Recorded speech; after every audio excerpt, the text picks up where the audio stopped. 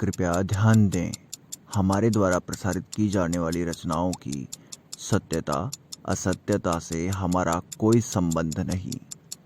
कुछ रचनाएं हमारी स्वरचित और कुछ रचनाएं आपको इंटरनेट पर यत्र तत्र मिल जाएंगी। धन्यवाद।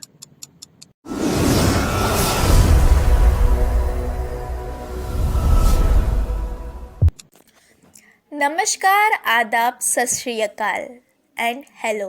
मैं हूँ भूमिका। मैं आपको आज सुनाने जा रही हूँ एक सच्ची मोहब्बत की अनोखी दास्तां। दोस्तों, क्या आपने कभी अपने जीवन में ऐसे इंसान को देखा है जिसने बिना किसी स्वार्थ के प्रेम की खातिर सब कुछ न्यौछावर कर दिया हो? यदि नहीं तो चलिए सुनते हैं। ये कहानी शुरू होती है भुवनेश्वर गांव से। भुवनेश्वर को मंदिरों का शहर भी कहा जाता है। ये ओडिशा राज्य में स्थित है। दो गांव हुआ करते थे, एक गांव का लड़का और एक गांव की लड़की, केदार और गौरी। दोनों के ही पिताजी अपने अपने गांव के मुखिया हुआ करते थे, लेकिन दोनों में काफी कट्टर दुश्मनी। वे दोनों आपस में एक दूसरे के काफी कट्टर दुश्मन हुआ करते थे। केदार और गौरी बचपन से ही एक दूसरे को जानते थे। इनकी मित्रता काफी अच्छी थी। दोनों आपस में एक दूसरे के साथ खेलते, एक दूसरे के साथ समय व्यतीत करते। धीरे धीरे दिन बीतते गए, दोनों बड़े हो गए। अब दोनों में इतनी समझ तो आ ही गई थी कि प्यार होता क्या है। फिर क्या हुआ, दोनों एक दूसरे से कर बैठे। अरे प्यार और क्या। दोनों रोज एक दूसरे से मिलते। एक भी दिन ऐसा ना था कि दोनों एक दूसरे से मिले ना हो। एक दिन दोनों नदी किनारे एक दूसरे से मिलने जा पहुंचे। वहां मवेशी भी था। उस मवेशी ने दोनों को एक दूसरे के साथ मिलते हुए देख लिया। फिर वो गौरी के पिताजी के पास जा पहुंचा गौरी की शिकायत करने। फिर गौरी के पिताजी ने गौरी को बहुत मारा, बहुत पीटा और घर में बंद कर दिया। ना ही उसे बाहर निकलने दिया जाता था और ना ही किसी सहेली से बातचीत। इस बात का केदार के पिताजी को भी पता चला। केदार के पिताजी ने भी केदार को बहुत मारा, बहुत पीटा और उसे भी घर में बंद कर दिया गया।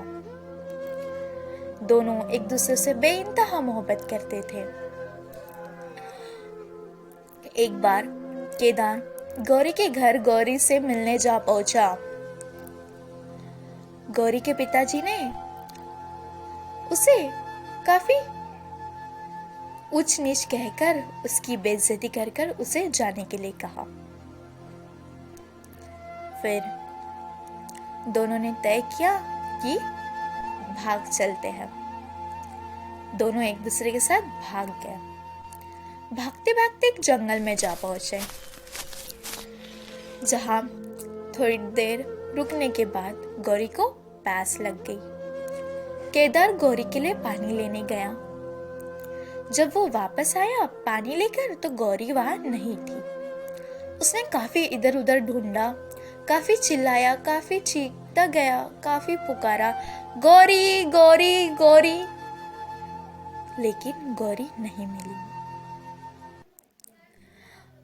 थोड़ी समय बाद उसे शेर की दहाड़ने की आवाज सुनाई दी।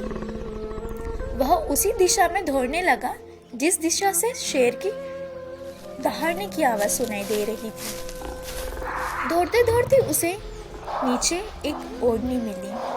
वह थोड़ी सी लटपट थी।